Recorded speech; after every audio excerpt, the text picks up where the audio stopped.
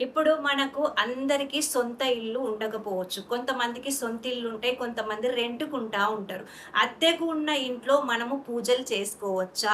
ఇప్పుడు మనకి గొడవలొచ్చినాయి, నోములు పంచుకుంటాం. ఇంకేదైనా దేవుళ్ళను గాని, హోమాలు గాని, సత్యనారాయణ వ్రతం గాని, వరలక్ష్మి వ్రతం గాని ఇలాంటివన్నీ మరి మనం రెంట్‌కున్న ఇంట్లో చేసుకుంటే ఫలితం అనేది ఆ ఇంటి ఓనర్‌కి పోతది. మనకు రాదు అనే భ్రమతోని చాలామంది కిరాయి ఇండ్లల్లో ఉన్నవాళ్ళు పూజలు చేయడానికి చాలా ఆలోచిస్తారు.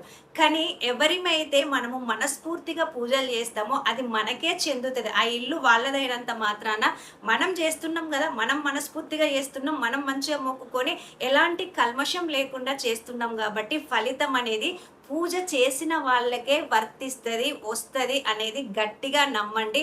మీరు ఎక్కడున్నా మీరు పూజ చేస్తే ఎవరైతే చేస్తారో ఫలితం అనేది వాళ్ళకే వస్తది.